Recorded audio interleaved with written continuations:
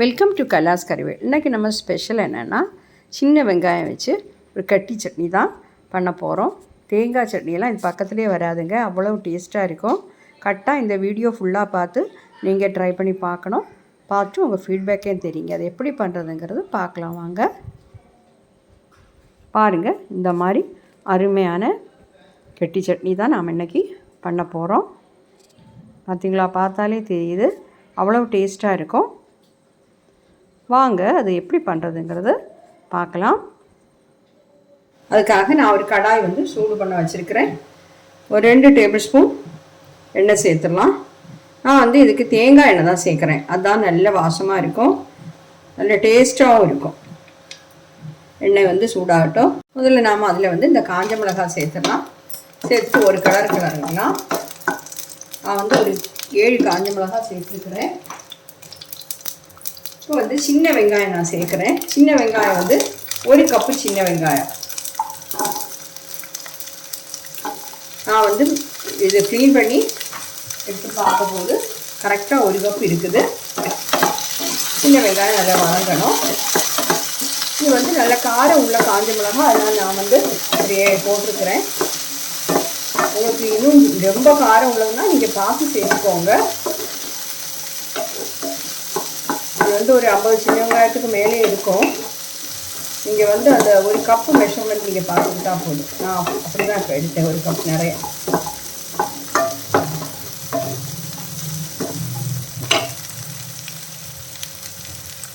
அப்புறம் இதில் நாம் கொஞ்சமாக கறிவேப்பிலை சேர்த்துடலாம். வெங்காயம் வதங்கணும், மீடியம் ஃப்ளேமில் வச்சு வதக்கிடலாம். வெங்காயம் ஒரு பாதிக்கு மேலே வதங்கிடுச்சு. இது கொஞ்சமாக புளி சேர்த்துடலாம். நாம் கொஞ்சமாக புளி சேர்த்துக்கோங்க. புளியும் அந்த மாதிரி உங்கள் டேஸ்ட்டுக்கு தக்க மாதிரி சேர்த்துக்கோங்க. இன்னும் கொஞ்சம் கூட நம்ம வெங்காயத்தை வதக்கிடலாம்.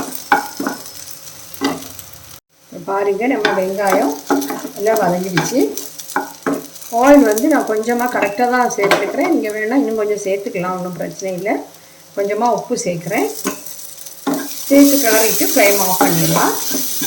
இது ஆறுனதுக்கப்புறம் நம்ம மிக்ஸி ஜாரில் போட்டு அரைச்சி எடுத்துடுவேன். பாருங்க, மிக்ஸி ஜாரில் சேர்த்துருக்குறேன், அரைச்சி எடுத்துடலாம். உங்களுக்கு கொஞ்சம் லூஸாக வேணால் கொஞ்சம் தண்ணி சேர்த்துக்கணும்.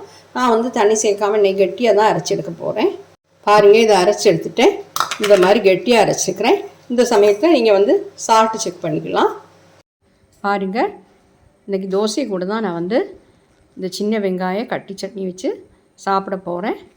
எங்களுக்கு இன்றைக்கி நைட்டு டின்னருக்கு இதுதான் ரொம்ப அருமையாக இருக்கும். இட்லி கூட சாப்பிட்றதுக்கு நல்லா இருக்கும். ஆனால் இந்த சட்னி கட்டி சட்னி உங்களை சாதத்தில் பிசைஞ்சு சாப்பிடும்போது இன்னும் நல்ல டேஸ்ட்டாக இருக்கும். கொஞ்சமாக எண்ணெய் சேர்க்குறேன். தேங்காய் எண்ணெய் தான் இதுக்கெல்லாம் சேர்த்தா நல்லாயிருக்கும். உங்கள் விருப்பம்தான், உங்களுக்கு தேவை இருந்தால் நீங்கள் சேர்த்தா போதும். நான் ஒரு பீஸ் எடுத்து சாப்பிட்டு பார்க்கட்டும்.